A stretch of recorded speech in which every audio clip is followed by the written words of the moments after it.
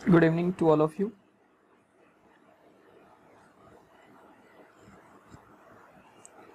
मुझे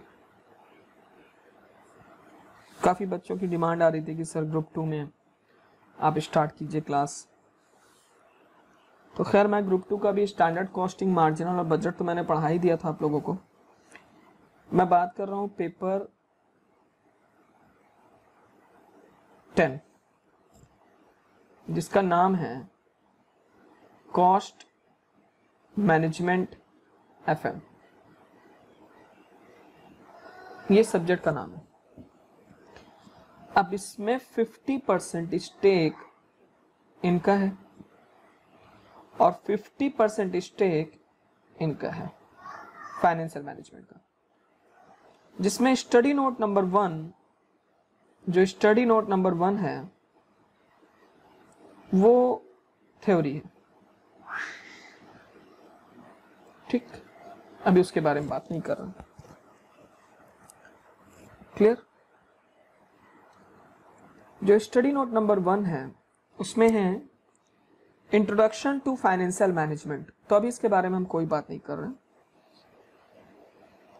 दूसरा है tool for financial analysis and planning, इसमें है cash flow statement, fund flow statement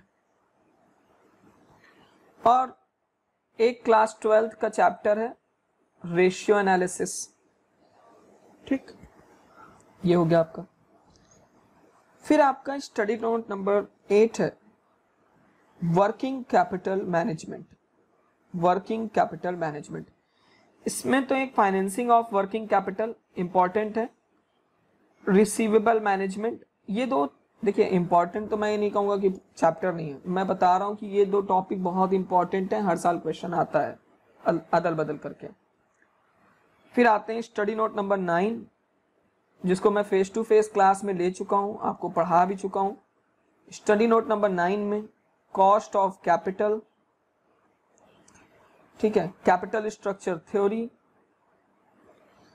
dividend decision और लीवरेज एनालिसिस था। और स्टडी नोट नंबर 10 में कैपिटल बजटिंग।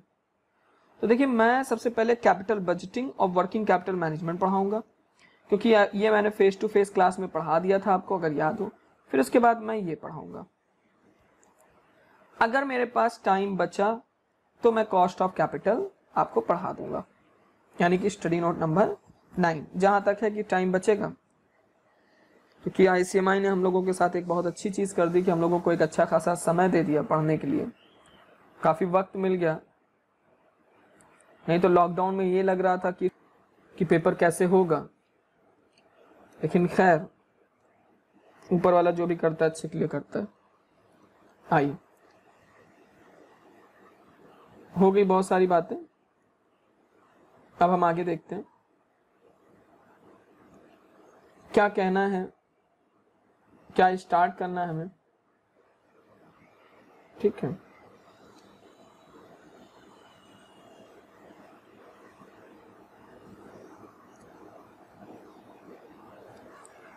चलिए। अब हमने कहा कि सबसे पहले हमें बात करनी है कि वर्किंग कैपिटल मैनेजमेंट के बारे में। तो ये वर्किंग कैपिटल मैनेजमेंट होता क्या है?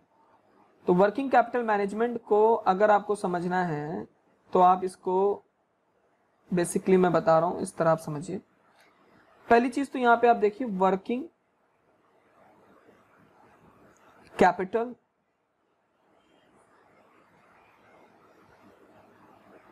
Management.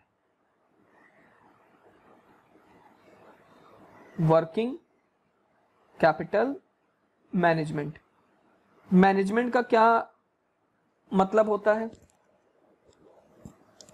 Effective utilisation of resources, बहुत सी थ्योरी थे, हेनरी फ्योल, पता नहीं कौन। मैनेजमेंट की तो क्लास 11 से आप पढ़ते चले आ रहे हो, मैनेजमेंट क्या होता है, किसी भी चीज को बहुत बेहतर तरीके से करने का जो मतलब तरीका या प्रबंध, प्लानिंग, ऑर्गेनाइजिंग, कंट्रोलिंग, डायरेक्टिंग,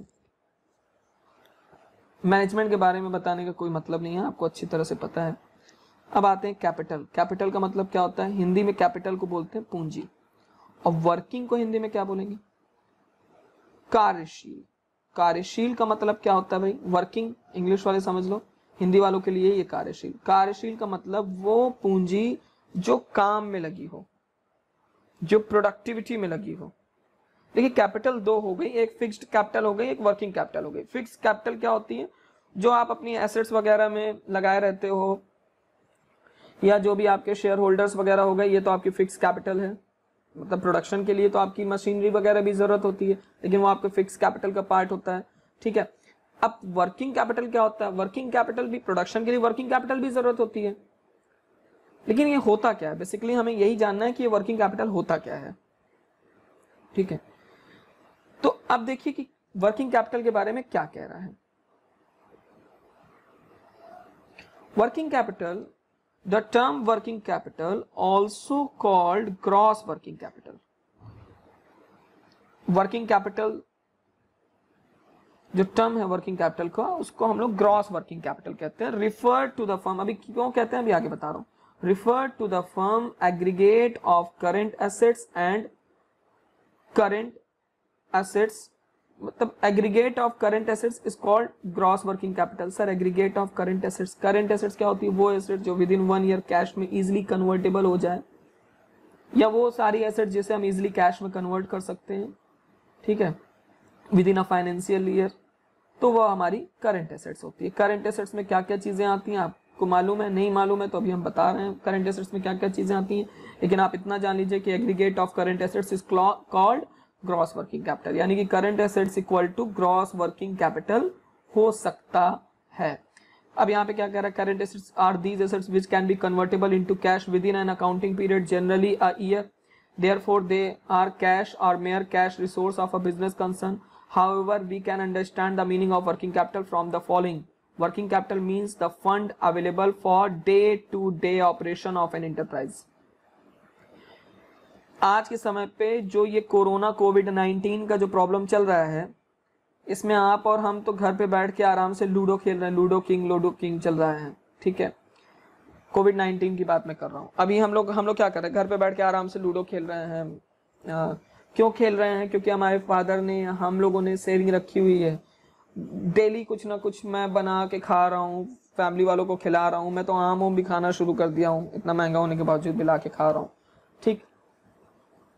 आपने कभी सोचा है उन लोगों के लिए जो बेचारे डेली वेजेस पे काम करते थे, जो डेली काम पे आते थे, ठेके जहाँ पे लेबर अड्डा होता है वहां पे जाते थे, उनको कोई ठेकेदार लेकर जाता था, फिर 500 रुपए 400 रुपए दिहाड़ी पे काम करते थे, 8 घंटे काम करते थे, फिर 400 रुपए लेके जाते थे। उन 400 रुपए में जाते समय वो सब्जी राशन वगैरह लेके जाते थे, बच्चों के लिए कोई चीज हो गई खाने पीने की। अब आप सोचिए कि जब वो ये सारी चीजें जब वो लेकर जाते थे तो उनका खर्चा चलता था। अब जब लॉकडाउन हुआ तो उनका खर्चा कैसे चल रहा है? कौन पूरा कर रहा है? सर गवर्नमेंट, नगर निगम। आप अच्छी तरह से जानते हो कि नगर निगम की अपनी एक सीमा होती है। अभी कुछ दिन पहले की बात है, लखनऊ नगर निगम ने भी कम्युनिटी किचन चलाने में हाथ खड़े कर दिए थे, तो 2 या 3 बैंक, नेशनल बैंक जो हैं, उन लोगों ने उसको 1 हफ्ते तक के लिए फाइनेंस किया। कैसे होता है? कैसे उनका चल रहा है? भगवान भरोसे है, एक टाइम का खा रहे हैं, जो भी उनको कच्चा पक्का मिल रहा है। मेरा एक मिस्त्री था, मेरे यहाँ काम करता था, मैंने उसके पास परसों फोन किया, मैंने कहा भाई कैसे चल रहा है और क्या हाल है? कहें सर सब बढ़िया। मैंने कहा और खाना वाना सब ठीक ठाक? कहें हाँ सब एकदम बढ़िया, 4 लोग को जिला रहे हैं। हमने कहा जिला रहे हैं मतलब? जिला रहे हैं मतलब पाल रहे हैं। कहें 3 बिटिया 1 बेटवा, हम मियाँ बीबी। हम क्या बढ़िया। कहें यार कैसे चलता है तुम्हारा? मैं सोचा कि लाओ कुछ उसको फाइनेंशियल में मदद कर सकूं। लेकिन दिक्कत ये है कि 12पंखी जहां पे मैंने उससे पूछा कि तुम्हारा अकाउंट है, तो उसने कहा नहीं। अब भाई मैं पैसे कैसे डालूं? या तो मैं पहुंचाने जाऊं, फिर पुलिस सॉरी। तो उसने कहा सर दिक्कत नहीं है, चल जा रहा है। कैसे चल जा रहा है? अगल बगल पड़ोस वाले मदद कर दे रहे हैं। अब यहाँ पे ये जो एग्जाम्पल है, इसको बताने का रीजन सिर्फ ये है कि जो डे टू डे खर्चे होते हैं वो कितने इंपॉर्टेंट होते हैं। ये जब हम लोग लॉकडाउन में घर पे बैठे तो समझ में आया कि अच्छा डेली खर्चे कितने होते हैं, हमारी सैलरी जाती कहाँ है, ये अब पता चल रहा है। मैं सोचता था यार मैं इतना कमा रहा हूँ, पैसा पता नहीं चलता जाता कहाँ है। अब जब घर पे बैठे ना तो पता चलता है जाता कहाँ है, क्योंकि जो डे टू डे एक्सपेंडिचर होते हैं ना, ये भी बहुत ह्यूज स्टेक रखते हैं। आपने सोचा कि रेंट हमने पे कर दिया, इलेक्ट्रिसिटी बिल पे कर दिया, उसके अलावा यार खर्चा क्या है भाई, उसके अलावा बहुत खर्चे हैं। उन्हीं खर्चों को अगर हम वर्किंग कैपिटल कह दें बिजनेस के लैंग्वेज में, बिजनेस को चलाने के लिए जिन पैसों की जरूरत पड़ती है, that is the working capital. Working capital means the fund available for day-to-day operation of an enterprise. It also represents the excess of current assets over current liabilities, including short-term loans. Accounting Standard Board, the ICAI, क्या कहता है? Working capital is that portion of a firm current asset which is financed by short-term fund. Gitman, LJ. From the above definition, we can say that the working capital is the firm current assets और the excess of current assets over current. बार बार हर आदमी यही एक बात कह रहा है कि करंट एसेट्स जो एक्सेस है करंट एसेट्स का over current liability, that is called working capital. अब फिर दूसरी बात आती है concept of working capital. Working capital के कितने कॉन्सेप्ट है? तो वर्किंग कैपिटल के दो कॉन्सेप्ट है। पहला है GWC, ग्रॉस वर्किंग कैपिटल, क्या है भाई? Aggregate of current assets. दूसरा है NWC, net working capital, current assets minus current liabilities. ठीक, अब हमें डिस्कस करना है कि करंट एसेट्स क्या क्या होते हैं। Current asset, it is expected to be realised और इंटेंड टू बी सोल्ड और consumed in normal operating cycle of the organisation.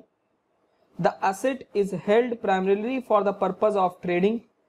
It is expected to be realized within 12 months after the reporting period. It is non-restricted cash or cash equivalent.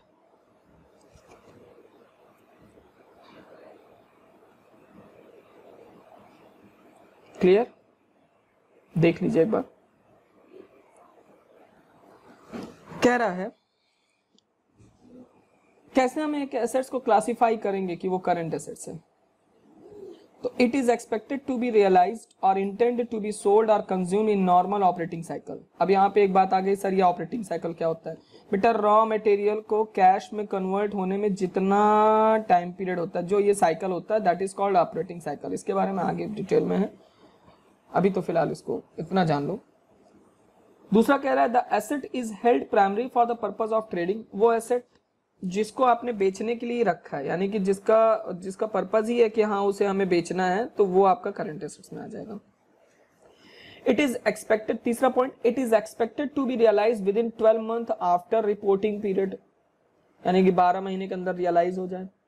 It is non restricted cash और cash equivalent, ये ऐसा cash हो जो जिसके ऊपर किसी भी तरह का कोई रिस्ट्रिक्शन ना हो। Generally, current assets of an organization for the purpose of working capital management can be classified into the following main head. पहला इन्वेंट्री, इन्वेंट्री में 3 inventory, raw material, work in progress और फिनिश्ड गुड्स। दूसरा क्या है head? Receivable, trade receivable, bills receivable. तीसरा head cash और cash equivalent, जिसमें short term cash हो गया और कैश इक्विवेलेंट में क्या आएगा? Short term marketable securities. और चौथा है प्रीपेड एक्सपेंस। बड़ा सिंपल सिंप्लीफाइड इन्होंने कर दिया कि वर्किंग कैपिटल ये 4 हेड में आ जाता है, sorry current assets.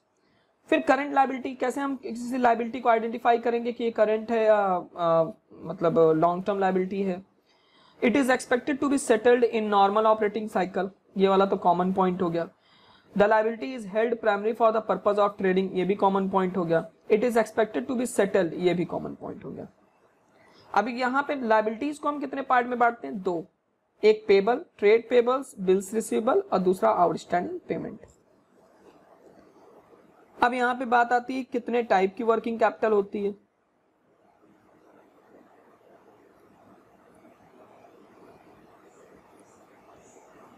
Working capital कितने टाइप की होती है? बड़ा इंपॉर्टेंट चैप्टर है ये, इससे थ्योरी भी पूछ लेता है शॉर्ट नोट में। There are 2 kind of working capital, the distinction of which made keeping in view the nature of such fund in a business concern which are as follows. क्या क्या है भाई? Rigid, fixed, regular, permanent working capital. And second क्या है, variable, seasonal, temporary और flexible working capital. Every business concern has to maintain certain minimum amount of current assets at all time to carry on its activities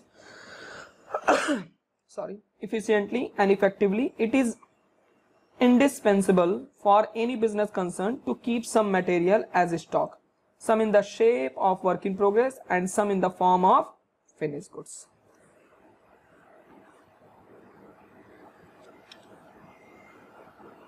ये आप देख लीजिएगा। अब आइए एडिक्वेसीज and इनएडिक्वेसीज of working capital. जब आपके पास वर्किंग कैपिटल है या नहीं है तो उसका क्या फर्क पड़ता है।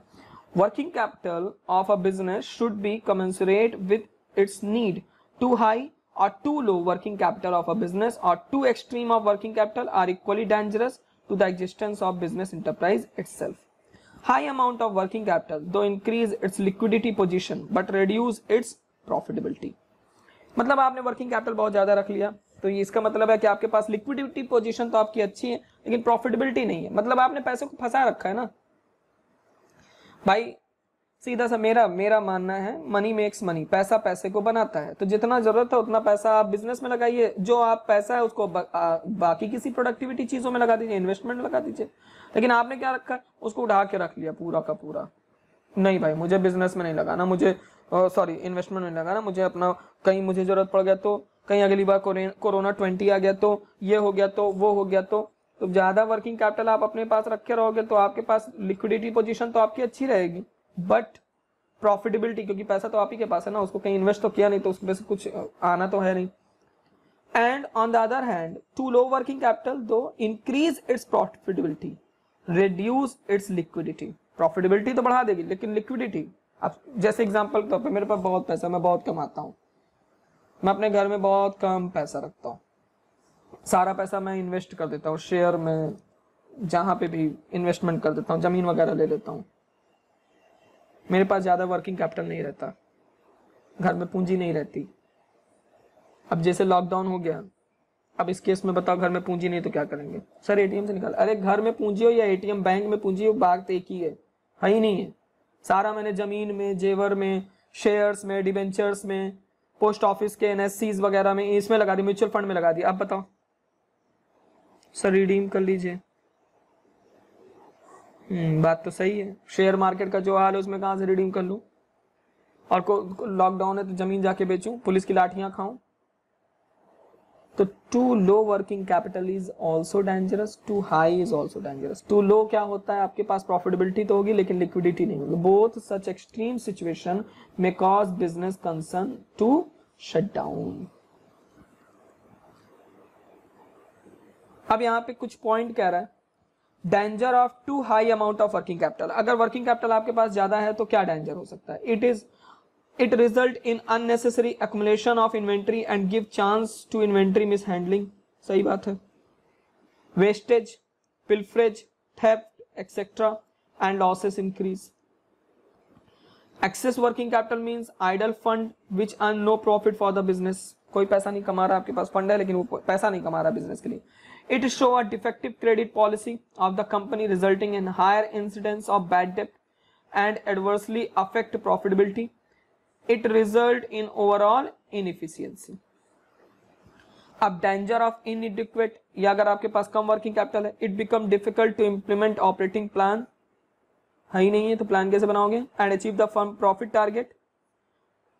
It stagnates growth and it will become difficult to firm to undertake profitable venture for non-availability of working capital fund.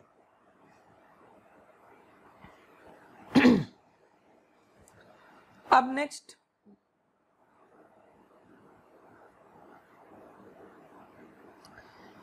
it may not be in position to meet its day-to-day current obligation and result in operational inefficiencies. Return on investment fall due to underutilization of fixed assets. Credit facility in market will be lost due to faulty working capital. The reputation and goodwill of the firm will also be impaired considerably. Sir ये नहीं समझ में आया D point, the return of investment कैसे गिर जाएगा। अरे भैया आपके पास पूंजी थी नहीं, मशीन आपकी, आपने खूब पैसा लगा के मशीन खरीद लिया लेकिन प्रोडक्शन नहीं किया क्योंकि आपके पास वर्किंग कैपिटल नहीं था, तो भाई आपका रिटर्न ऑन इन्वेस्टमेंट ज्यादा हो जाएगा, कम हो जाएगा? जाहिर सी बात है कम होगा। फिर सर ये वर्किंग कैपिटल साइकिल क्या है? बेटा वर्किंग कैपिटल साइकिल को धीरे से ऑपरेटिंग साइकिल भी समझ लो, अभी मैंने डिस्कस किया था। इस आदमी ने क्या किया, इसको ऐसे समझो, इसने, इसके पास कैश था, यहां से शुरू करते, इसके पास कैश था, अरेंज कर लिया, दहेज ले लिया, बिजनेस करना था, इसने रॉ मटेरियल खरीदा, रॉ मटेरियल से किस में कन्वर्ट हुआ? Work in progress, work in progress से किस में कन्वर्ट हुआ? फिनिश गुड्स, फिनिश गुड्स से फिर क्या हुआ? बिक गया, बिका अगर कैश में तो कैश कैश कन्वर्ट हो गया, और अगर क्रेडिट में बिका तो बिल्स रिसीवेबल या डेटर, फिर वो बाद में कैश में कन्वर्ट होगा। तो वर्किंग कैपिटल ऑपरेटिंग साइकिल में क्या होता है भाई? ऑपरेटिंग साइकिल में स्टॉक ऑफ रॉ मटेरियल, ठीक है, stock of work in progress plus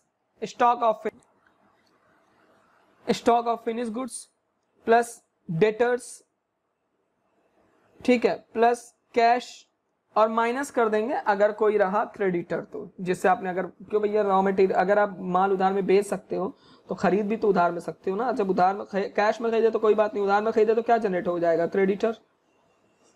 clear?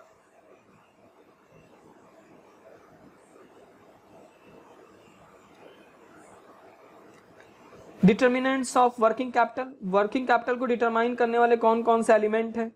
तो उसमें सबसे पहला आपको दिख ही रहा होगा, nature and size of business. Business का नेचर और बिजनेस का साइज डिसाइड करता है कि वर्किंग कैपिटल की रिक्वायरमेंट कितनी होगी। ये क्वेश्चन इंपॉर्टेंट है, थ्योरी पॉइंट ऑफ व्यू से पूछता है, determinant of working capital. Production policies, आपकी जो प्रोडक्शन की पॉलिसी है वो किस टाइप की? These policies will have a great significance in determining the size of working capital, where production policies are designed in such a way that uniform production is carried on throughout the accounting period. Such concern require a uniform and lesser amount of working capital. अगर उसका seasonal है business तो जाहिर सी बात है कि जब season आता होगा, जब पीक टाइम आता होगा तो वर्किंग कैपिटल ज्यादा रिक्वायर होती होगी, और जब नॉर्मल टाइम रहता होगा तो वर्किंग कैपिटल कम रिक्वायर होती होगी। Process of manufacture, raw material से वर्किंग सेल होने का जो प्रोसेस है उसमें टाइम कितना लगता है? ज्यादा टाइम लगेगा तो वर्किंग कैपिटल की रिक्वायरमेंट ज्यादा, कम टाइम लगेगा तो वर्किंग कैपिटल की रिक्वायरमेंट कम। Growth and expansion of business, fluctuation in trade cycle,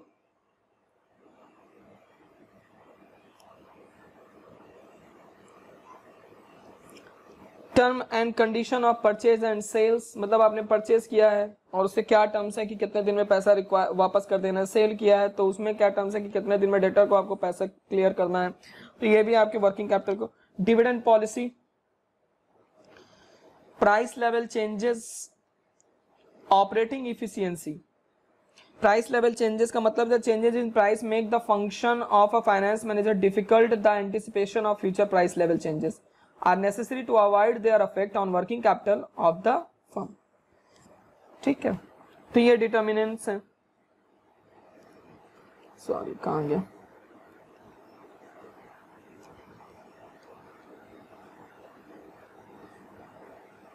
अब आइए नेक्स्ट, और क्या कह रहा है? Financing of working capital, working capital आप कहां कहां से फाइनेंस कर सकते हैं, मतलब कहां कहां से वर्किंग कैपिटल कलेक्ट कर सकते हैं?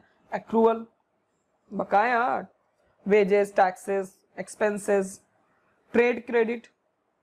Trade credit is a credit given by the one business to firm to the other arising from credit sales. It is recorded as an account receivable by the selling firm and as an account payable by the buying firm. Working capital advance by commercial bank, commercial bank भी advance देते हैं। Forms of bank finance, bank finance के तौर पे आप कहां से collect कर सकते हैं? कैश क्रेडिट, ओवरड्राफ्ट, लोन ले सकते हैं शॉर्ट टर्म वर्किंग कैपिटल के लिए, ठीक है। परचेज, डिस्काउंट बिल, जो भी आप जैसे बिल्स वगैरह होता नहीं है, बिल्स ऑफ एक्सचेंज में आपने पढ़ा होगा कि ड्रॉवर ने जो बिल ड्रॉ किया फिर उसको एक्सेप्ट किया तो उस बिल के बिहाफ पे भी आप पैसे वगैरह ले सकते हैं। Letter of credit. अब रेगुलेशन ऑफ बैंक फाइनेंस, इस पे आ जाइए। यहाँ पे आपको दो चीजें पढ़नी है, एक टंडन कमेटी पढ़ना है, एक छोरे कमेटी पढ़ना है। कितना bank, maximum possible bank finance for working capital, bank कितना वर्किंग कैपिटल के लिए फाइनेंस करे, इसकी गाइडलाइन के लिए आरबीआई ने कमेटी बनाई थी। A distortion in credit allocation, the Reserve Bank of India has been trying, particularly from the mid-1960 onward, to bring a measure of discipline among the industrial borrower and to redirect credit to the priority sector of the economy. From time to time, the RBI issue guidelines and directives relating to matter like the norms of inventory and receivable, the maximum permissible bank finance, the form of assistance, the information and reporting system, and credit monitoring. इसमें इन्होंने दो committee बनाई थी, बहुत important है ये, ठीक है। कौन कौन सी कमेटियां थी वो? एक थी टंडन कमेटी और एक छोरे कमेटी थी। तो टंडन कमेटी और छोरे कमेटी की बात जब प्रैक्टिकल आएगा तब मैं वहां पे करूंगा, अभी यहां नहीं करना है मुझे।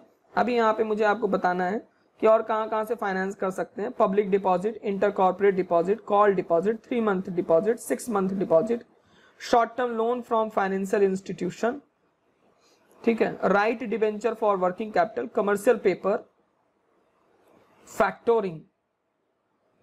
फैक्टोरिंग very most important topic. Factoring is a system of selling receivable to a financial institution or a factor, usually on a non-resource basis. Factoring as a fund-based financial service provide resource to finance receivable as well as facilitate the collection of receivable. Factoring क्या होता है कि आपने जो receivable था उसको उठा के इसको दे दिया, इससे आपने पैसा कलेक्ट किया और ये आपके बिल को फाइनेंस करा के अपना पैसा लेगा, ठीक है।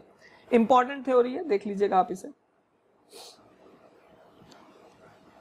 आगे क्या कह रहा है? It is another method of raising short term finance through account receivable credit offered by commercial bank and factor. A commercial bank may provide finance by discounting the bill और इनवॉइस टू इट्स कस्टमर। अब आप समझ में आए, जो class 11th में आप bills of exchange में डिस्काउंटिंग पढ़ रहे थे। Thus a firm get immediate payment for sales made on credit. A factor is a financial institution which offer service relating to management and financing of डेप्ट arising out of credit sales. जो आपके credit sales के जो डेप्ट हुए हैं उसको ये manage करता है। अभी हम टंडन कमेटी और छोरे कमेटी की बात नहीं करेंगे, उसका शायद इलस्ट्रेशन नंबर 1 ही है, नहीं, ठीक है।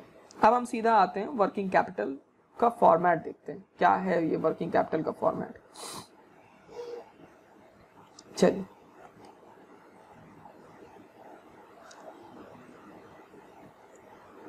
देखिए, वर्किंग कैपिटल के लिए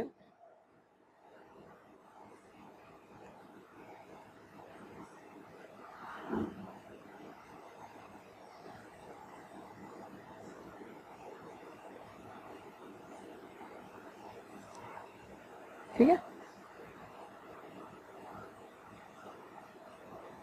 एक मिनट,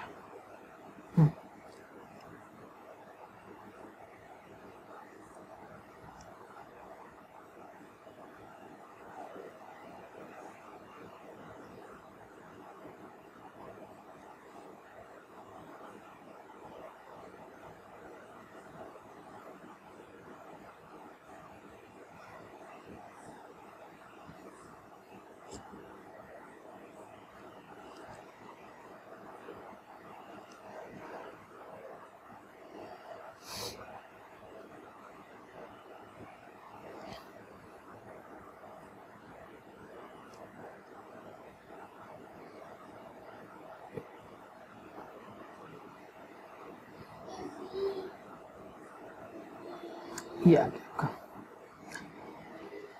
फॉर्मेट बनाना सबसे इंपॉर्टेंट होता है कि आपके पास अपना एक फॉर्मेट हो। चलिए देखिए, सबसे पहले तो वर्किंग कैपिटल के लिए आपको क्या करना है, पर्टिकुलर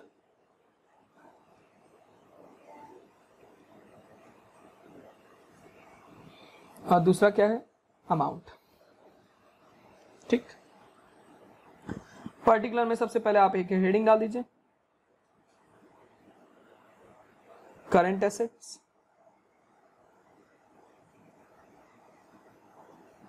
करंट एसेट्स में क्या क्या आएंगी, स्टॉक, किसका स्टॉक भाई, रॉ मटेरियल का, वर्क इन प्रोग्रेस का, फिनिश गुड्स का। डेटर्स, शॉर्ट टर्म लोन्स अगर रहा तो, लोन या मार्केटेबल सिक्योरिटीज अगर कुछ रही, लोन मतलब आपने लिया नहीं, दिया है, कैश, ठीक है, कैश। अब यहां पे क्या कर देंगे, टोटल ऑफ करंट एसेट्स। क्या हम इसको ग्रॉस वर्किंग कैपिटल नहीं कह सकते? इसको डिनोट कर दीजिए किससे, ए से।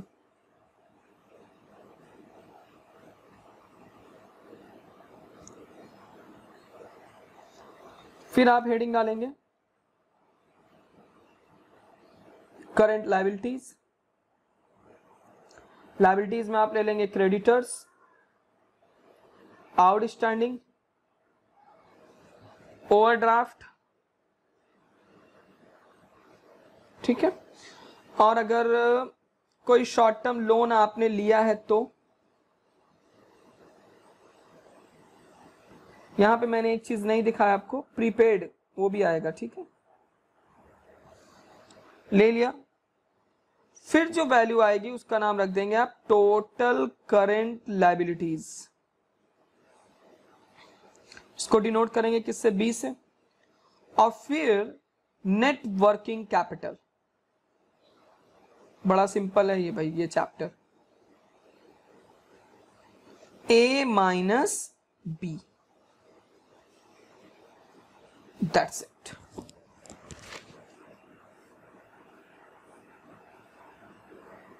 ये हो गया, ये हटा दिए लाइन।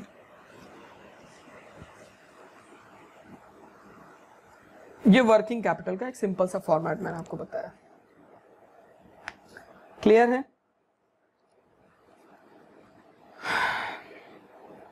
देख लीजिए आप,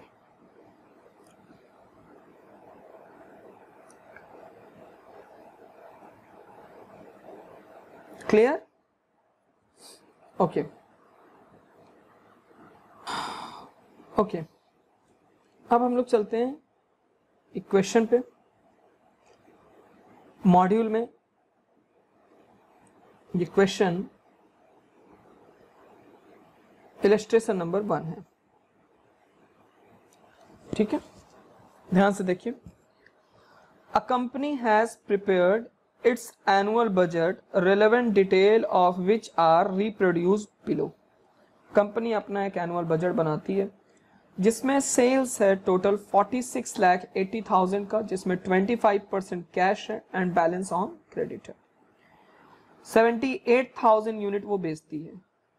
raw material cost 60% of sales value, labour cost 6 rupees per unit, variable overhead 1 rupees per unit, fixed overhead 5 lakh including 1,10,000 as depreciation. Depreciation is a non cash expenditure, याद रखिएगा, ठीक। आगे क्या कह रहा है, आगे ये कह रहा है budgeted stock level. Raw material कितने दिन के लिए रखेंगे भाई आप, 3 weeks, work in progress 1 week, material 100%, labour and overhead 50%। Sir इसका मतलब अभी आगे बताएंगे बेटा। Finish goods 2 week, debtor are allowed credit for 4 weeks, creditor allow for 4 weeks credit, wages are paid bi-weekly, that is by the 3rd week and by the 5th week for the 1st and 2nd week and the 3rd and 4th week respectively. आगे explain करेंगे। lag in payment of overhead 2 weeks, cash in hand required 50,000, prepare the working capital budget for a period for the company making whatever assumption that you may find necessary। पहली चीज ध्यान से सुनिए कि ये जो क्वेश्चन मैं आपको कराने जा रहा हूं इंपॉर्टेंट है, क्योंकि दिसंबर 2019 में इन्होंने क्रेडिट पॉलिसी का क्वेश्चन पूछा है, इस बार ये वर्किंग कैपिटल का ही क्वेश्चन पूछेंगे, फाइनेंसिंग ऑफ वर्किंग कैपिटल, मेरा अजम्पशन है, ठीक है। अब आइए सीधा क्वेश्चन पे।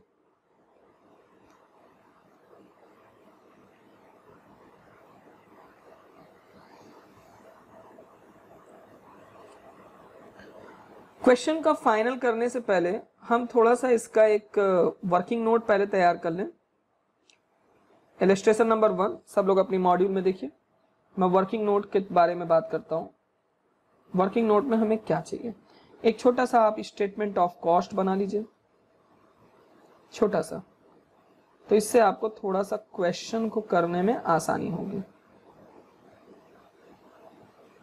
Raw material, labour, overhead, variable and fixed, ठीक है।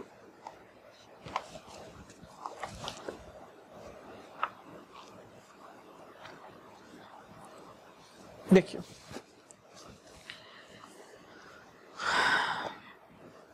फिक्स्ड, अब आप सबसे पहला काम क्या करेंगे, आप सबसे पहला काम सेलिंग प्राइस पता करेंगे। तो क्वेश्चन में कह रहा है कि 46,80,000 की टोटल सेल हुई है और 78,000 यूनिट उसने सेल किया है। तो सबसे पहले जब आप इसको कैलकुलेट करेंगे तो देखिए वैल्यू कितनी आ रही है। हाँ भाई, तो कितना है ये आ रहा है आपका 60 रुपीज। चेक कर लीजिए, 46,80,000 डिवाइड बाई 78,000, तो ये आपका आया 60 रुपीज। और रॉ मटेरियल के बारे में क्या बोला है,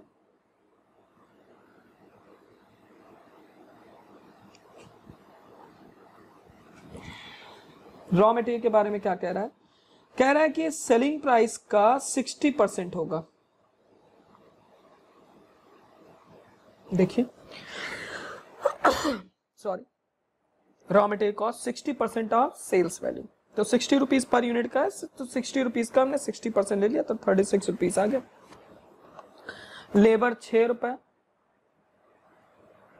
वेरिएबल ओवरहेड 1 रुपए, फिक्स्ड ओवरहेड दिया हुआ है 5 लाख, 5 लाख में से आप 1,10,000 माइनस करिए, डिवाइड बाई 78,000, 5 रुपए। सर क्यों, मैं बता रहा हूं, ये आ गया टोटल 6। बेटा देखिए, जो हम वर्किंग कैपिटल निकाल रहे हैं वो कैश बेसिस पे ही होता है, करंट एसेट्स, करंट लायबिलिटीज, ठीक है। डेप्रिसिएशन आपका नॉन कैश एक्सपेंडिचर है। तो आपकी जो टोटल फिक्स कॉस्ट दी हुई है वो दी हुई है 5 लाख। तो सबसे पहले तो आप इस फिक्स कॉस्ट में डेप्रिसिएशन भी इंक्लूड है, तो सबसे पहले आप 110 को माइनस कीजिए। कॉस्ट शीट नहीं बना रहे हैं कि आप ये सोचो कि सर कॉस्ट शीट में तो डेप्रिसिएशन लेते थे, इसलिए अपने दिमाग को स्थिर रखिएगा। तो ये आया 3,90,000 रुपए। अब इस 3,90,000 का आप ले लीजिए, सॉरी डिवाइड कर दीजिए 78,000 से। तो जब 3,90,000 को जब आप डिवाइड करेंगे 78,000 से, तो आपका आएगा 5 रुपए पर यूनिट फिक्स कॉस्ट, वो हमने यहाँ पे रखा। तो दोनों हमारा जो वेरिएबल ओवरहेड, वेरिएबल और फिक्स्ड दोनों ओवरहेड को जोड़ा तो 6 रुपए। तो यहाँ पे 36 और 6 42 और 42 और 6 48। एक काम हमारा हो गया। अब हम आते हैं सीधे सॉल्यूशन पे। बड़ा आसान होता है भाई ये वर्किंग कैपिटल। आ जाए एग्जाम में तो सबसे पहले इसी को लगाओ, statement of working capital.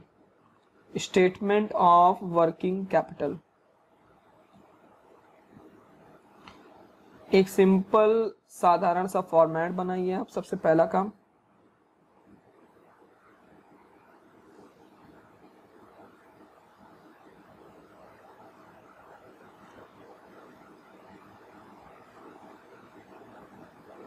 Amount, particulars.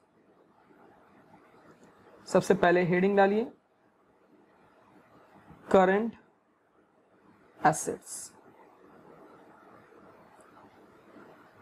सबसे पहला स्टॉक ऑफ रॉ मटेरियल, दूसरा stock of work in progress, तीसरा स्टॉक ऑफ फिनिश्ड गुड्स, चौथा डेटर्स। सर ये हम अपने से ले लें कि क्वेश्चन में दिया हुआ है ना बेटा, आप देखिए क्वेश्चन में budgeted stock level, raw material, work in progress, finish goods, फिर जी पॉइंट है डेटर्स, ठीक है।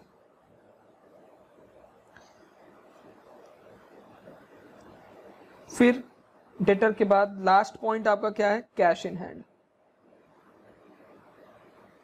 Cash in hand. यहां पे आप टोटल करंट एसेट्स लिख दीजिए, क्योंकि इसके अलावा क्वेश्चन में और कोई करंट एसेट्स नहीं है। इसको डिनोट कर दीजिए ए से। करंट लायबिलिटीज में आ जाइए, क्रेडिटर्स, क्योंकि कह रहा है creditor allow 4 week, outstanding wages, outstanding overhead. अब सबसे पहले रॉ मटेरियल की बात कीजिए। 78,000 यूनिट आप बना रहे हो, 36 रुपीज पर यूनिट की कॉस्ट है, और रॉ मटेरियल कितने दिन के लिए स्टॉक में रखने के लिए कह रहा है 3 वीक्स, क्वेश्चन में दिया हुआ है, तो 3 कर दीजिए ऊपर और डिवाइड बाई 52।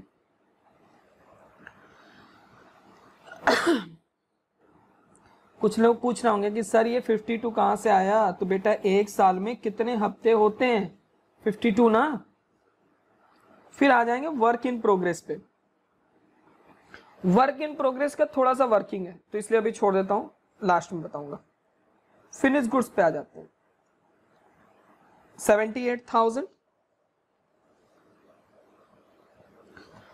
और हमेशा याद रखिए कि जो फिनिश गुड्स होता है वो किस पे हम लोग निकालते हैं, कॉस्ट, टोटल कॉस्ट पे, जब तक कॉस्ट मेथड कह रहा है, ठीक है। 48 फिनिश गुड्स कितने दिन के लिए, 2 वीक्स, तो 2 divide by 52,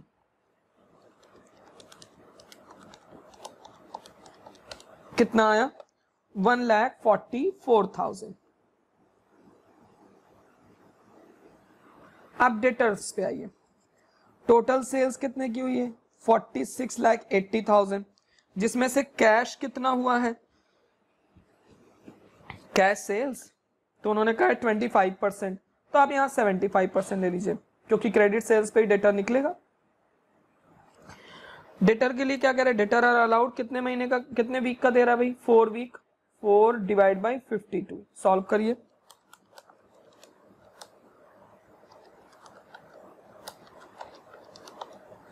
$2,70,000।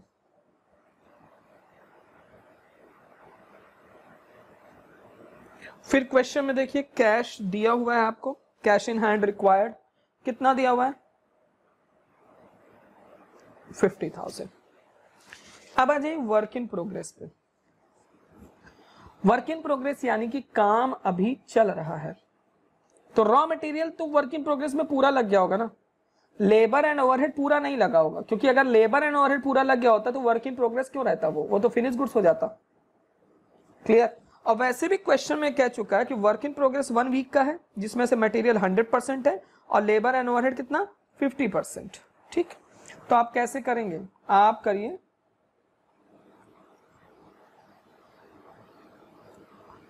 78,000 into 36 plus labour and overhead 78,000 into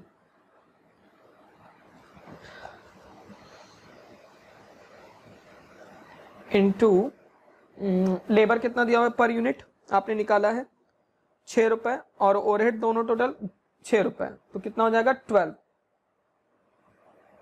ठीक, अब जो आएगा टोटल उसका 1 डिवाइड बाई 52 कर दीजिए, क्योंकि वर्क इन प्रोग्रेस 1 मंथ का है। तो 72,000 इंटू 36 प्लस 78,000 इंटू 12, 9,36,000 आ रहा है, प्लस 9,36,000 जोड़ के डिवाइड बाई 52 कर दीजिए, 72,000। भैया देखिए मटेरियल 100% कह रहा है क्वेश्चन में, तो 100% पूरा ले लिया। लेबर एंड, सॉरी यहाँ पे एक गलती होगी, लेबर एंड ओवरहेड 50% कह रहा है, तो लेबर एंड ओवरहेड की कॉस्ट कितनी है, लेबर एंड ओवरहेड की 6 रुपए कॉस्ट है, मतलब दोनों का जोड़कर 12 रुपए, तो 12 रुपए का 50% कितना हो जाएगा, 6 रुपए यहाँ ले लीजिए। ठीक, या अगर ऐसे नहीं समझ में आ रहा है तो मैं इसको ऐसे बता देता हूँ, रुक जाइए, ऐसे मत करिए, मैं कहीं पे वर्किंग करके दिखा देता हूँ आपको। Work in progress material 78,000 into 36 into 1/52, ठीक है। 1/52। अब लेबर एंड ओवरहेड का कर लीजिए। 78,000 into labour and overhead total कितने के हुए 12 रुपए के। सर कैसे लेबर एंड ओवरहेड 12 रुपए के हो गया? बेटा लेबर कितना दिया हुआ है 6 रुपए और ओवरहेड कितना दिया हुआ है, ओवरहेड भी टोटल देख लीजिए आप 6 रुपए दिया हुआ है ना। तो 12 हुए इंटू 50 डिवाइड बाई 100 क्योंकि 50% ही है, और इंटू 1 डिवाइड बाई 52 कर दीजिए।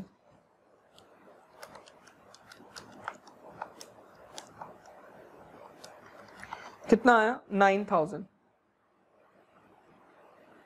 और ये कितना आया 78,000 इंटू 36 डिवाइड बाई 52 54,000। 54 और 9 जोड़ लीजिए 63,000 वर्क इन प्रोग्रेस आ गया आपका टोटल। ठीक, अब इन सबको टोटल कर लीजिए 1,62,000 63 144 एंड 270 एंड 50,000। कितना है भैया? सब लोग देख लो अपना, कितना आया 6,89,000। क्लियर है? पक्का? अब आइए क्रेडिटर्स। करंट एसेट्स कंप्लीट हो गया, अब क्रेडिटर पे आइए। आप कौन सी ऐसी चीज है जो खरीदे होंगे? वर्क इन प्रोग्रेस को नहीं, फिनिश गुड्स को नहीं, वो तो आप खुद बना रहे हो, वर्क इन प्रोग्रेस भी आप बना रहे हो। लेबर को खरीद लिए? नहीं। ओवरहेड को खरीद लिए? नहीं, उनको तो पे करोगे ना। खरीदा क्या होगा? Sir material. तो क्रेडिटर किस पे निकलेगा? मटेरियल पे। निकाल दीजिए 78,000 इंटू 36 इंटू क्रेडिटर के कितने दिन के लिए भाई 4 वीक्स, 4 डिवाइड बाई 52। सॉल्व करिए 78,000 इंटू 36 इंटू 4 डिवाइड बाई 52 कितना आ रहा है 78,000 इंटू 36 इंटू 4 डिवाइड बाई 52 2,16,000। ठीक है। अब आइए आउटस्टैंडिंग वेजेस पे। वेजेस, तो wages are paid biweekly, by the 3rd week and by the 5th week for the 1st and 2nd week. यानी कि 1st वीक का जो पैसा है वो कब देंगे 3rd वीक में, और जो 2nd वीक का पैसा है वो कब देंगे 5th वीक में, and 3rd and 4th week respectively. मतलब ऐसे समझिए wages paid biweekly by the 3rd week and the 5th week, 1st and 2nd week and 3rd and 4th week. तो आप देखिए कितने वीक का गैप है 1st वीक और 3rd वीक, यानी 1st वीक वाला पैसा अगर 3rd वीक में देंगे तो कितने दिन का गैप है 2 वीक का, और 2nd वीक वाला अगर 3rd वीक वाला अगर आपको 5th वीक में देंगे तो कितने दिन का गैप है 2 वीक का। क्लियर है?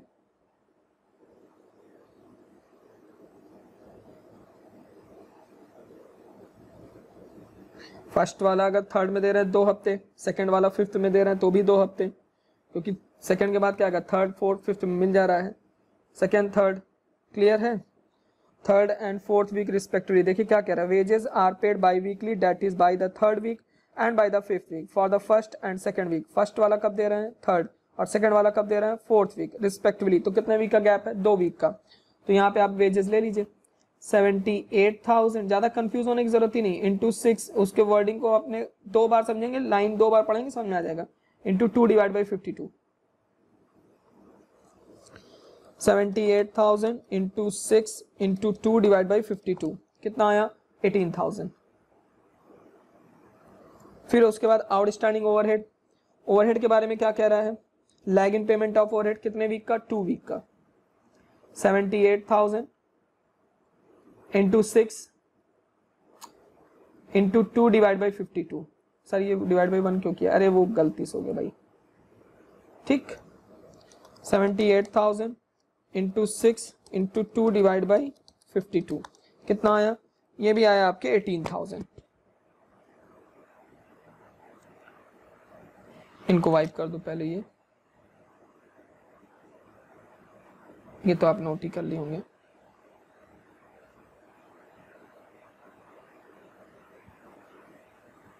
चलिए अब इनको सबको टोटल कीजिए, तो 2,16,000 प्लस 36 तो 2,52,000। यहां पे क्या नाम लिख देंगे, टोटल करंट लाइबिलिटीज। किससे डिनोट कर देंगे इसको, बी से। फिर क्या लिखेंगे, net working capital.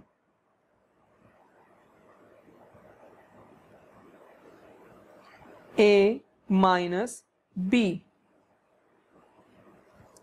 6,89,000 minus 2,52,000, 4,37,000।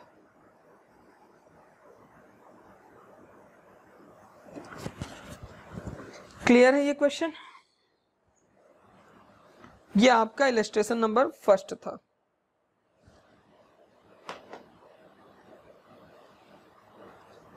Clear? ठीक है,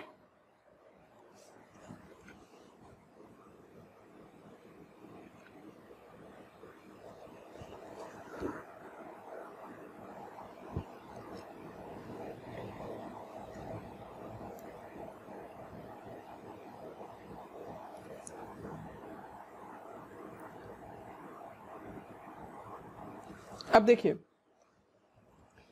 अब आप क्या करिएगा, कल हम इसका दूसरा आगे का लेक्चर लेंगे, आप इसको एक बार लगाइए अपने से, ठीक है। सारी चीजों को एक बार मैंने आपको बता ही दिया, ऊपर थ्योरी सारी चीजें, एक बार थ्योरी पढ़ लीजिएगा, एक बार इसको आप अपने से लगाइएगा इसी इलस्ट्रेशन नंबर 1 को। सॉरी, बाकी जो है कल हम लोग इसके आगे के इलस्ट्रेशन डिस्कस करेंगे, ठीक है। चलिए, थैंक यू क्लास।